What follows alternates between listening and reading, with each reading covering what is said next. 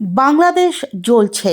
Islamic মৌলবাদী পাকিস্তানপন্থী শক্তির উত্থানে বাংলাদেশে সংখ্যালঘু হিন্দু বাঙালিরা ভয়ঙ্কর বিপদে।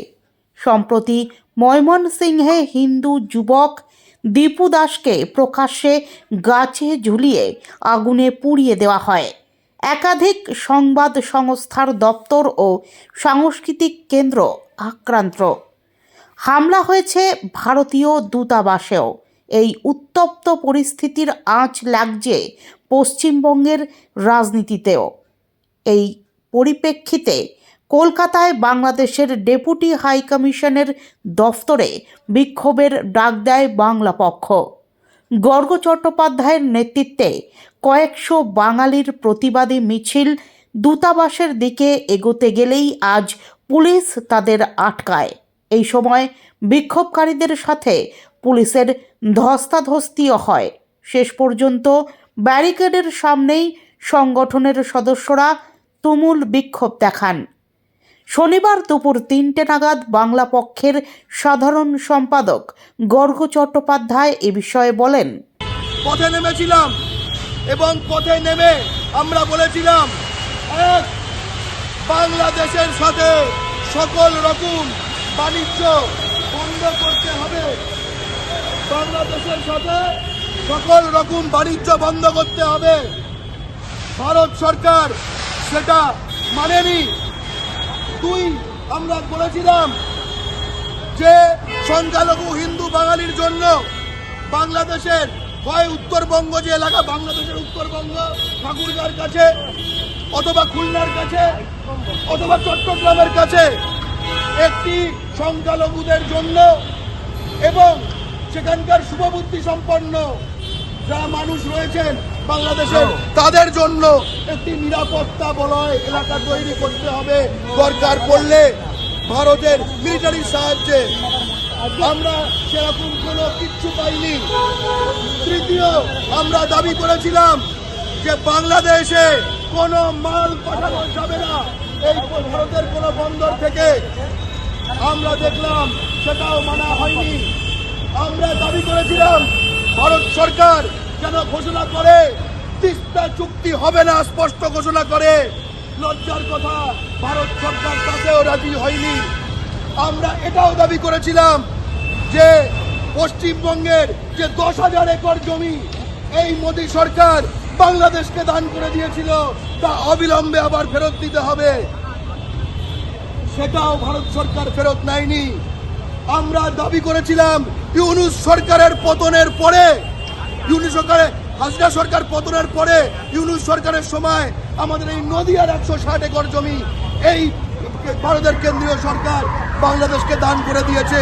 এই সত্য সেটা অন্তত ফেরত নিক। ভারত সরকার সেটাও করেনি।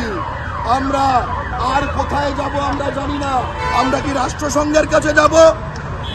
আমরা দেখলাম ভারত সরকার আমাদের মানুষই মনে করে না।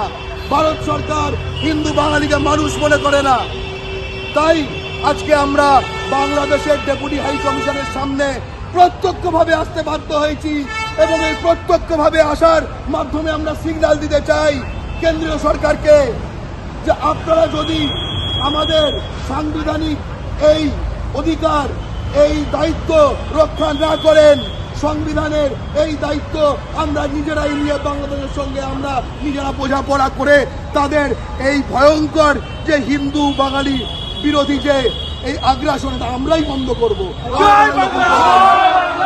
এবং একই সঙ্গে আমরা এই কথাগুলো বলার একটা নৈতিক চূড়ার ওপর দাঁড়িয়ে রয়েছি।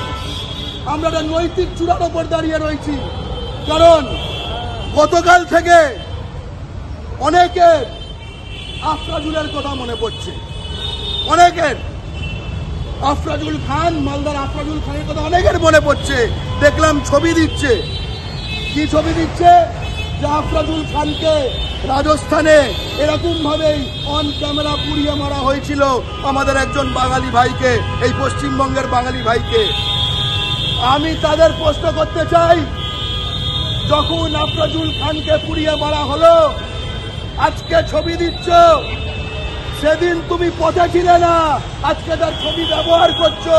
সেদিনও পথে একমাত্র প্রতিবাদ করেছিল বাংলা পক্ষ, সেদিনও পথে একমাত্র প্রতিবাদ করেছিল বাংলা পক্ষ, আজকেও একমাত্র প্রতিবাদ করছে বাংলা পক্ষ। আপনারা কি কালো পতাকা নিয়ে যাবেন আজকে বাংলা হাই কমিশনের দপ্তরে এবং কালো পতাকা নিয়ে এসছেন?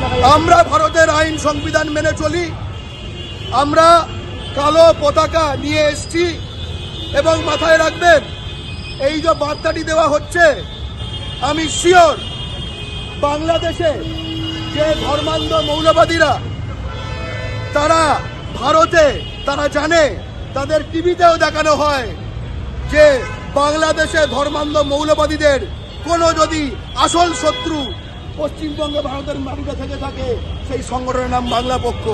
এই সিগন্যাল আমি শিওর ডেপুটি হাই কমিশনের ভেতরে বাংলাদেশে কাপুরুষগুলো এই লাইভ ডাইরেক্ট দেখছে এই মুহূর্তে, ডাইরেক্ট দেখছে। এবং একটা কথা সকলে মাথায় রাখবেন, আজকে সেখানে ছায়ানট পোড়ানো হয়েছে, রবীন্দ্রনাথের ছবি, নজরুলের ছবি, লালনের ছবি পোড়ানো হয়েছে। এর বদলা হবে, এর বদলা হবে। এবং আর একটা হুঁশিয়ারি দিতে চাই, এই যখন বাংলাদেশে এই মৌলবাদীগুলো যখন সেখানে মুক্তিযুদ্ধের বিরুদ্ধে, প্রগতিশীল চিন্তার বিরুদ্ধে একখানা জঙ্গিবাদী আন্দোলন করে সরকার উৎখাত করছিল, আমাদের পশ্চিমবঙ্গে কিছু রাজাকারের সমর্থক নানা পতাকা নিয়ে তারা এখানে বিপ্লবী সাজছিল। সেই বিপ্লবীগুলোকে, সেই বদমাইশগুলোকে, সেই বাংলা ও বাঙালির শত্রুগুলোকে এই বাংলার মাটিতে চিহ্নিত করা দরকার।